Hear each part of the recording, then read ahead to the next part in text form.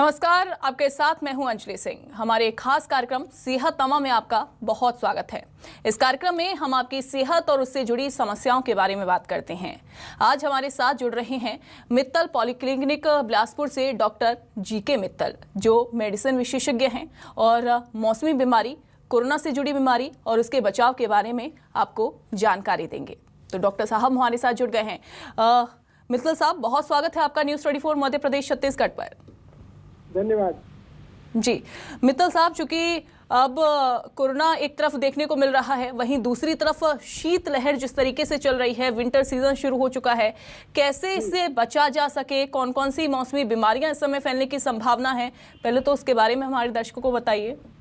जी जी, इस साल ये देखा जा रहा है कि शीतलहर का प्रकोप पूरे देश में ही हो रहा है और बिलासपुर और छत्तीसगढ़ भी इसे अछूता नहीं है। बिल्कुल। और ये देखा जाता है कि शीतलहर में ज्यादातर स्वतंत्र तंत्र माने रेस्पिरेटरी डिसीजेज ज्यादा होती हैं।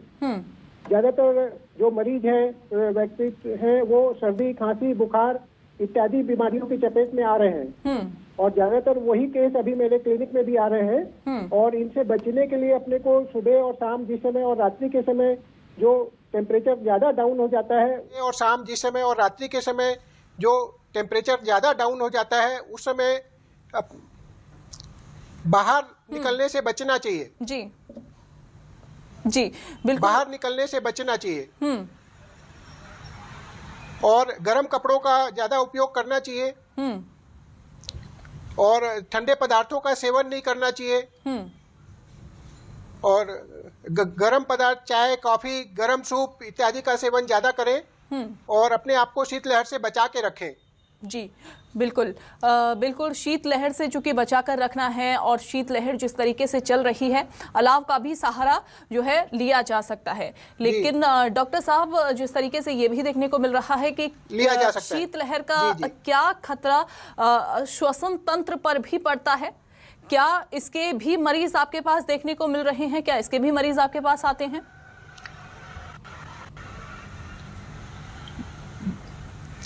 बिल्कुल, ये शीतलहर का सबसे ज्यादा प्रकोप हमारे रेस्पिरेटरी सिस्टम पे ही होता है और हमारे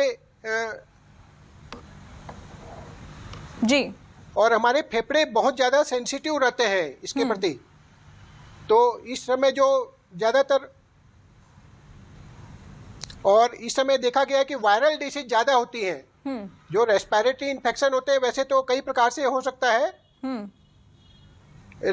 वायरसेस की वजह से, बैक्टीरिया की वजह से, कई बार एलर्जी, ठंड की वजह से, एलर्जी की वजह से भी हम लोग चपेट में आ जाते हैं। तो कोरोना भी एक प्रकार का वायरस ही है जिसने रेस्पिरेटरी सिस्टम को, हमारे फेफड़ों को सबसे ज्यादा प्रभावित किया। जी बिल्कुल। चूंकि डॉक्टर साहब आपने कोरोना का जिक्र किया है, उसी से संबंधित सवाल मैं अब आपसे पूछना चाहूंगी। कोरोना का खतरा लगातार मंडरा रहा है, तीसरी लहर क्या आने की संभावना जताई जा रही है? क्योंकि तमाम लोगों में जिस तरीके से जैसे जैसे केसेस अब बढ़ रहे हैं, छत्तीसगढ़ में भी तमाम केसेस जो हैं अब मिलने शुरू हो गए हैं, बाहर से लोग आ रहे हैं, तो क्या इन सारे केसेस के बीच में तीसरी लहर की आशंका जताई जा सकती है? जी जी जी, हाँ बिल्कुल, बहुत अच्छा प्रश्न किया आपने। हमारे देश में भी तीसरी लहर की पूरी आशंका बनी हुई है। उसका कारण यह है कि दूसरी लहर के बाद ऐसा लगता है कि लोग भूल गए हैं कि इसने हमारे जीवन को किस तरीके से प्रभावित किया था। हमारे यहाँ मोर्टेलिटी रेट बहुत बढ़ गई थी। अप्रैल मई जब डेल्टा वायरस की वजह से हमारे यहाँ सेकेंड वेव आई थी, उसके बाद लोग अभी बहुत ज्यादा लापरवाह हो गए हैं और ये अभी देखा जा रहा है कि भीड़ में भी जा रहे हैं, मास्क का उपयोग करना छोड़ दिया है लोगों ने।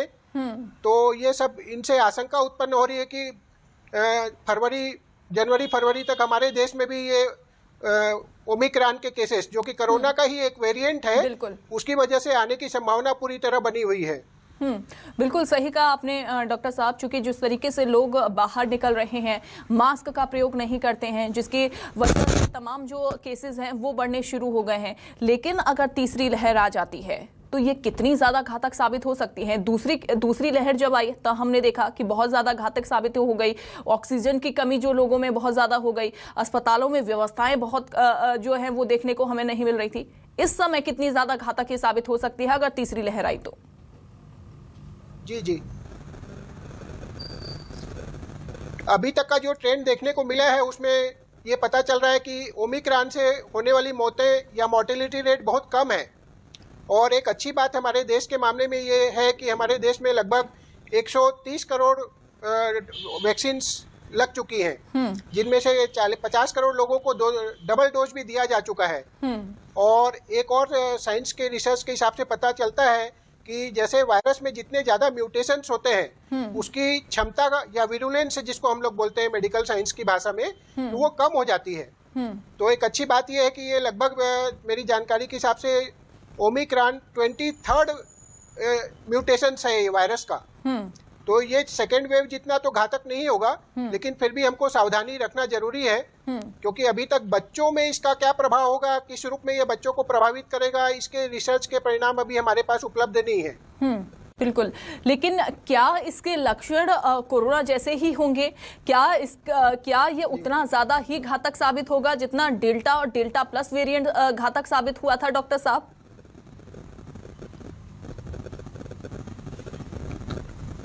नहीं, इसके लक्षण अभी तक जो देखने में आए हैं वो काफी माइल्ड हैं, और जो कुछ ज्यादातर केसेस में ये एसिम्प्टोमेटिक है। एसिम्प्टोमेटिक मतलब कोई लक्षण मरीज में नहीं मिलता है, लेकिन वो टेस्ट करवाने जाता है तो ओमिक्रॉन उसमें मिलता है। और घातकता की संभावना तो काफी कम है उसमें, लेकिन फिर भी हमको सावधानी बरतने की जरूरत है, क्योंकि कोरोना का इन्फेक्शन का संबंध हमारी शरीर की इम्यूनिटी से है। तो खास करके जिन लोगों की इम्यूनिटी कम रहती है उनको ये बहुत बुरी तरीके से प्रभावित करता है। तो वो केस जिनमें इम्यूनिटी कम है वो घातक हो सकते हैं। जी, आपने वैक्सीन का जिक्र अभी किया था अपनी बातों में कि दोनों डोज जो है वो कई लोगों ने लगवा ली हैं, और तमाम करोड़ देशवासियों ने जो है वो दोनों डोज लगवा ली हैं। लेकिन दोनों डोज लगवाने के बाद कई देशों में बूस्टर डोज लगवाने का भी प्लान जो है वो बनाया जा रहा है। क्या इंडिया में बूस्टर डोज लगवाने का प्लान जो है वो बनाया जा रहा है? अगर बूस्टर डोज लगवाई जाती है तो क्या खतरे से, जो आने वाला जो खतरा है भविष्य में, क्या उससे बचा जा सकता है? जी जी जी जी बहुत अच्छा प्रश्न किया आपने। भारत में भी ये बूस्टर डोज के ऊपर ट्रायल शुरू हो गए हैं, और बहुत जल्दी इस बारे में हमारे नेशनल हेल्थ पॉलिसी बना ली जाएगी। और जैसा कि देखा गया कि बाकी देशों में बूस्टर डोज लिया जा रहा है और उसके भी परिणाम काफी अच्छे मिले हैं, क्योंकि इसकी इम्यूनिटी कुछ समय बाद कम हो जाती है। तो बूस्टर डोज लगाने से निश्चित रूप से हमारी इम्यूनिटी बढ़ेगी और हम इस वायरस के प्रकोप से बच सकते हैं। बच्चों में डोज अगर लगवाई जाती है वैक्सीन की, हालांकि अभी तक ऐसा स्पष्ट हो नहीं पाया है, लेकिन कब तक लगवाई जाएगी बच्चों में? चूंकि बच्चे भी अब कोरोना से संक्रमित होने लगे हैं डॉक्टर साहब, और ये हम सभी को पता है कि बच्चों में किस तरीके से घातक ये साबित होता जा रहा है। अभी ये भी देखने को मिल रहा है कि बीमारियां लगातार बच्चों को अपनी चपेट में ले रही हैं, कोरोना संक्रमित बच्चे हो रहे हैं। बच्चों को कब तक वैक्सीन लगवाई जाएगी? कब तक बच्चों में ट्रायल शुरू हो जाएगा? क्या जानकारी इसके बारे में? जी जी हाँ जी जी बच्चों के में वैक्सीनेशन के जो ट्रायल है भारत में भी अंतिम चरण में है, और मेरे ख्याल से अगले 2-3 महीने के अंदर बच्चों के लिए भी वैक्सीनेशन उपलब्ध हो जाएगा। और एक अच्छी बात ये रहती है कि बच्चों में इम्यूनिटी अच्छी रहती है, और भारत में तो ये देखा गया इंक्लूडिंग बच्चे भी और बड़े भी, सब लोगों में विदेशों की तुलना में हमारी इम्यूनिटी बहुत स्ट्रांग है। तो पिछले 2 फेज में भी आपने देखा होगा, जब फर्स्ट वेव आई थी, सेकेंड वेव आई थी, जो मोर्टेलिटी दूसरे देशों में हुई उतनी मोर्टेलिटी हमारे देश में नहीं हुई। तो एक अच्छी खबर है, अगले 2-3 महीने में ये बच्चों के लिए वैक्सीनेशन उपलब्ध हो जाएगा, और ऐसी संभावना है कि हम बहुत जल्दी सारे बच्चों को वैक्सीनेट भी कर पा जाएंगे। ठीक है, लेकिन तब तक हमको सावधानी बरतने की आवश्यकता है। ठीक है डॉक्टर साहब, इन सारी चीज़ों से इतर अगर हम बात करें हार्ट अटैक के बारे में, हार्ट अटैक के जो केसेस हैं बहुत सारे बढ़ते जा रहे हैं, युवाओं में ये केसेस जो हैं वो भी बढ़ रहे हैं, युवा बहुत ज़्यादा शिकार इसका हो रहे हैं। कैसे इन सारी चीज़ों से बचा जा सकता है? जी जी जी बिल्कुल, ये ट्रेंड पिछले 10-15 सालों में देखने में आ रहा है। पहले आपको याद होगा कि हर बीमारी के लिए एक उम्र हुआ करती थी। 60 साल के ऊपर वालों को ब्रेन हेमरेज होता था, तो 50 साल के ऊपर वालों को हार्ट अटैक होता था। लेकिन ये पिछले 10-15 सालों में ये ट्रेंड बीमारियों के उम्र के हिसाब से बदल गए हैं। अभी देखने में आ रहा है कि युवा वर्ग भी बहुत ज्यादा प्रभावित हो रहा है हार्ट अटैक से, और उसका जो सबसे बड़ा कारण है वो हमारी फाल्टी लाइफ स्टाइल। और अभी जो है लाइफ स्टाइल इतनी खराब हो गई है कि हम लोग अपने स्वास्थ्य का ध्यान नहीं दे पा रहे हैं। इसके अलावा जो दूसरा जो कारण है वो सीडेंटरी लाइफ स्टाइल, अभी के युवा और बच्चे और बड़े भी जो है ना, हम लोग बहुत ज्यादा सोफिस्टिकेटेड लाइफ जीने के आदी होते जा रहे हैं। बिल्कुल। शारीरिक श्रम की कमी होते जा रही है, फिजिकल एक्टिविटी काफी कम हो गई है। और इसके अलावा जो दूसरा बड़ा कारण है वो जंक फूड का सेवन है।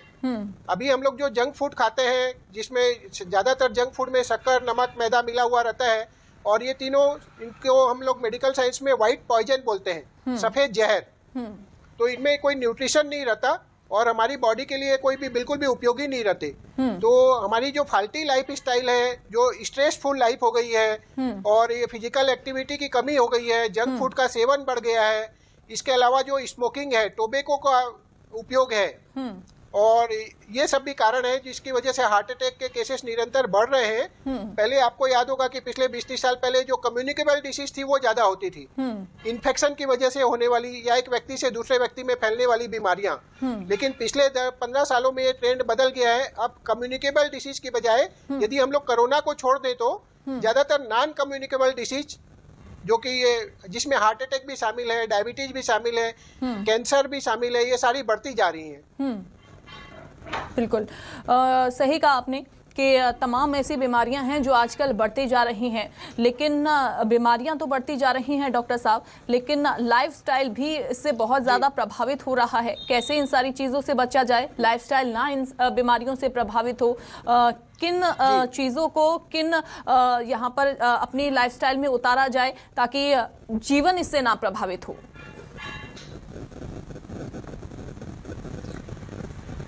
जी जी जी, लाइफ स्टाइल में हम देखें तो सुबह उठने की आदत है ना, लोग आजकल लेट से उठते हैं, लेट से सोते हैं, तो ये एक गलत ट्रेंड शुरू हो गया है। अपने को सुबह जल्दी उठना चाहिए।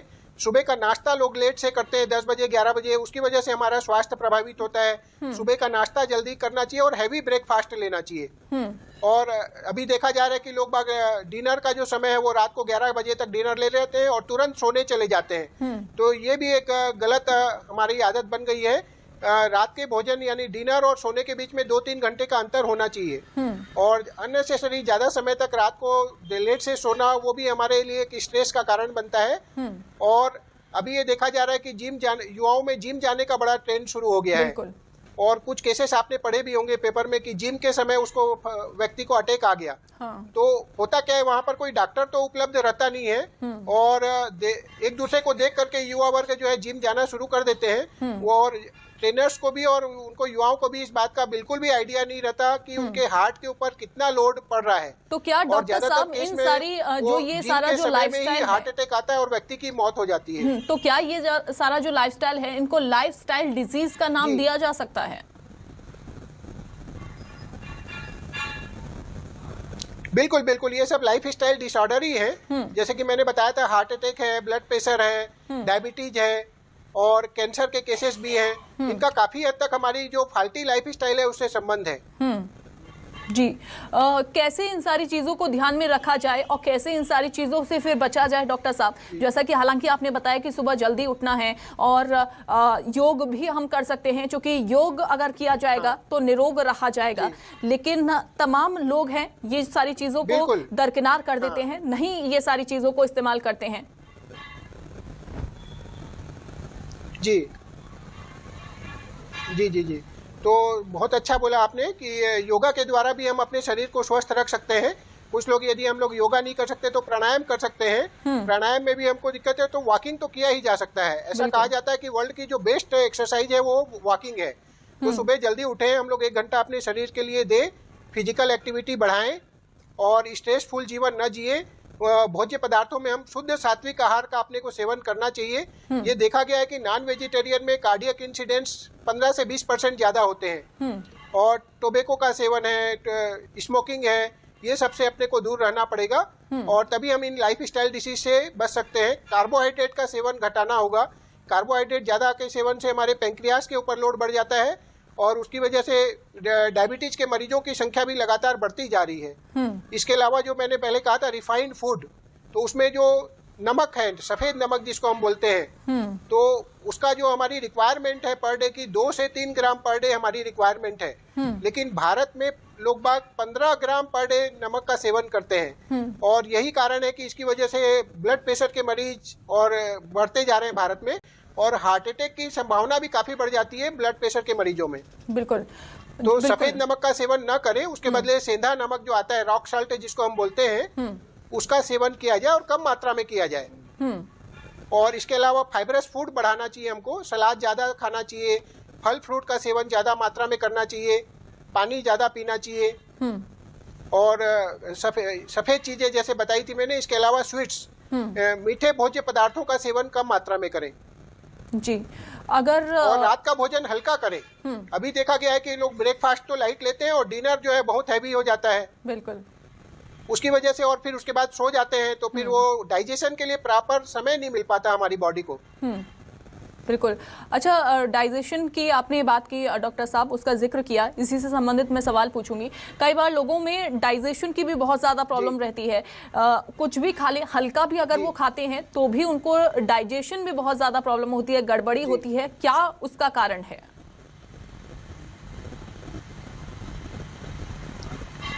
हाँ, वो इसका संबंधी हमारी फाल्टी लाइफ स्टाइल से। अभी मैंने एक व्यक्ति से पूछा था कि आप कितनी कप चाय पीते हो, तो उसने बोला अभी तो ठंड का समय है, 15-20 कप तो हो ही जाता है। तो उसकी अभी ये देखा जा रहा है कि हम लोगों का खाने के प्रति जो संयम होना चाहिए वो नहीं है। लोगों ने हमारे अपने पेट को म्युनिसिपल पार्टी का डब्बा बना दिया है। जब इच्छा हुई, जो इच्छा हुई। तो अभी देखा, आप पूछिए किसी से कितना खाना चाहिए तो ये पता नहीं है, कब कब खाना चाहिए तो ये पता नहीं है, क्या क्या खाना चाहिए तो वो पता नहीं है, और बाकी मोबाइल के बारे में आप कुछ भी पूछ लो तो वो सब बता देते हैं। तो ये एक बड़ी डेफिशिएंसी है हमारे कि हेल्थ के बारे में प्रॉपर जानकारी होना बहुत जरूरी है। हमारे शास्त्रों में भी कहा गया है कि पहला सुख निरोगी काया। बिल्कुल। तो अपने शरीर के बारे में, स्वास्थ्य के बारे में, कि हम लोग कैसे स्वस्थ रह सकते हैं, जानना बहुत जरूरी है। और बिल्कुल, और ये भी कहा जाता है कि दूसरों के बारे में जानो या ना जानो, लेकिन अपने शरीर के बारे में आपको हर चीज पता होगी, और आपके शरीर में कौन सी बीमारी चल रही होगी ये आप बखूबी बहुत अच्छी तरीके से जानते हैं। और साथ ही साथ आपने मोबाइल का जिक्र किया, और इसी से संबंधित अब मेरा अगला सवाल भी डॉक्टर साहब आपसे ही है कि मोबाइल का इस्तेमाल आजकल बहुत ज्यादा बढ़ गया है। जिस तरीके से जैसे जैसे लॉकडाउन लगा, लॉकडाउन पीरियड में अब मोबाइल का जो क्रेज है बच्चों में वो बहुत ज्यादा बढ़ता जा रहा है, और उसकी डिसएडवांटेजेस जो हैं वो बच्चों में बहुत ज्यादा देखने को मिल रहे हैं। कैसे इससे बचा जाए, बच्चों को कैसे दूर किया जाए? बिल्कुल, ये बहुत बढ़िया प्रश्न किया आपने। और ये मोबाइल को यदि हम लोग एडिक्शन बोले तो गलत नहीं होगा, और बड़ों में भी और बच्चों में भी ये समान रूप से मोबाइल एडिक्शन हो गया है। और ये लॉकडाउन में और कोरोना के पीरियड में तो और बढ़ गया है। अभी देखा जा रहा है कि हमारा स्क्रीन टाइम 6 से 8 घंटे हो गया है। तो इसकी वजह से बच्चों में यदि देखा जाए तो मानसिक तनाव तो उत्पन्न हो रहा है, मानसिक विकास भी उससे प्रभावित हो रहा है। बच्चों के जो बाकी मेंटल डेवलपमेंट, फिजिकल डेवलपमेंट दोनों इससे प्रभावित हो रहा है। इसकी वजह से वो फिजिकल एक्टिविटी से भी दूर हो गया है, और उसकी वजह से विभिन्न समस्याएं पैदा हो रही है उनके। तो बच्चों को ये ट्रेनिंग दिया जाना चाहिए कि भाई आपको मोबाइल का उपयोग कम करना है। आपको जो ओपन डोर वाले जो गेम्स वगैरह हैं, या बाहर हम घर से बाहर उनको खेलने के लिए भेजें, बैडमिंटन है और क्रिकेट है और फुटबॉल है, ये सब के लिए प्रेरित करें। फिजिकल एक्टिविटी बढ़ाने के लिए उनको प्रेरित करें ताकि वो मोबाइल से थोड़ा दूर रहे। अभी एक केस मैंने पढ़ा कि वो मोबाइल की वजह से मेंटली डिस्टर्ब हो रहे हैं, और साइकोलॉजिकल केसेस बच्चों में भी और बड़ों में भी देखने के लिए आ रहे हैं। बिल्कुल। अब उनकी एकाग्रता इसकी वजह से भंग हो रही है, और मोबाइल के बिना रहना मुश्किल होते जा रहा है। तो ये बहुत बड़ी एक एपिडेमिक के रूप में अभी देखने को मिल रहा है। तो इसको सीरियसली लेने की जरूरत है हमको, और बड़ों को भी और बच्चों को भी, दोनों को इससे दूर रहने की आवश्यकता है। जितनी आवश्यकता है उतना ही मोबाइल का उपयोग करें हम लोग। बिल्कुल, बहुत ज़्यादा सीरियसली इसको लेने की ज़रूरत है डॉक्टर साहब, क्योंकि बड़ों में ही नहीं, बड़े तो चलिए ठीक है समझ जाएंगे, लेकिन जो छोटे बच्चे हैं, छोटे बच्चे मोबाइल को लेकर इतने ज़्यादा चिड़चिड़े होते जा रहे हैं, क्योंकि एक तो उनको मोबाइल की लत इस तरीके से लगती जा रही है कि वो अब पहले नहीं होते थे इतने चिड़चिड़े, लेकिन अब बहुत ज़्यादा चिड़चिड़े होते जा रहे हैं। बच्चों को समझा नहीं पा रहे हैं माँ बाप। जी हाँ, तो मुझे लगता है कुछ लापरवाही पेरेंट्स की तरफ से भी हो रही है, क्योंकि मैंने कई जगह देखा कि बच्चा खाना नहीं खा रहा है तो बच्चे को मोबाइल पकड़ा दिया। बिल्कुल। बच्चा बात नहीं मान रहा है पढ़ने के, तो उसको मोबाइल पकड़ा दिया। तो इन बातों को पेरेंट्स को भी सीरियसली लेना पड़ेगा, और तब बच्चे लोग उनकी बात सुनेंगे और मानेंगे। और इससे संबंधित हमको बच्चों को कुछ अच्छे अच्छे कोर्सेज रहते हैं जो कि आर्ट ऑफ लिविंग वगैरह के हैं और के हैं, आउटडोर एक्टिविटीज हैं, उसमें इन्वॉल्वमेंट के लिए उनको प्रेरित करना चाहिए। बिल्कुल। साथ ही साथ बच्चों में अगर क्योंकि विंटर सीजन है, बच्चों में अगर किसी भी तरीके की जैसे कोल्ड हो गया, फीवर हो गया, अगर इन सारी चीज़ों से अगर छुटकारा पाना है, इन बीमारियों से छुटकारा पाना है, घरों में किस तरीके से उपचार किया जा सकता है डॉक्टर साहब? कैसे बच्चों में एकाग्रता बढ़ाई जाए? बिल्कुल बिल्कुल। हाँ हाँ, ये शीत ऋतु का प्रकोप ये देखा गया कि बच्चों में ज़्यादा होता है। तो एक तो मैंने जैसे बताया था कि इनको ज़्यादा ठंड के समय या जिस समय टेम्परेचर काफ़ी कम हो जाता है, रात के समय, सुबह और शाम के समय बच्चों को बाहर निकलने से रोका जाए और इनको गर्म कपड़े वगैरह पहनाए जाए। इसके अलावा हमारे घरों में कुछ ऐसी चीज़ें रहती है जिनकी तासीर हम बोलते हैं गर्म होती है, और छोटे बच्चों को भी बड़ों को भी इनका सेवन ज़्यादा मात्रा में करना चाहिए, जैसे पिंड खजूर। और इसके अलावा जो तिल के लड्डू आते हैं या तिल की बर्फी है, तिल का सेवन करना चाहिए। इसके अलावा मूंगफली और गुड़ का सेवन करना चाहिए, इनकी तासीर गर्म होती है। और जैसा दूसरा मैंने बताया था कि जंक फूड के से भी इनको बच्चों को रोका जाना चाहिए, क्योंकि जंक फूड के सेवन से हमारी इम्यूनिटी भी कम हो जाती है। तो किसी भी प्रकार का इन्फेक्शन बच्चों को ज़्यादा जल्दी हो जाता है, क्योंकि इम्यूनिटी कम हो जाती है जंक फूड के सेवन से। बिल्कुल बिल्कुल, इम्यूनिटी कम भी हो जाती है, और दूसरी तरफ इम्यूनिटी बढ़ाई जाए उसके लिए क्या कदम उठाए जा सकते हैं? किन चीज़ों का सेवन किया जा सकता है डॉक्टर साहब? एक तो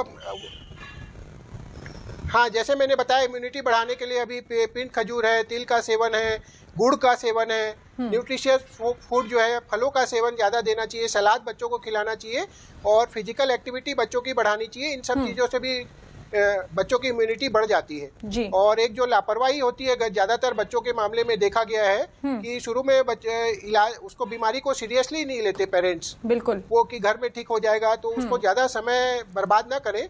1-2 दिन देखने के बाद यदि बच्चे का सर्दी, जुकाम, बुखार या और दूसरी बीमारियां ठीक नहीं हो रही है, तो तुरंत अपने पास के अस्पताल में जाएं और उसको डॉक्टर से चेकअप कराएं।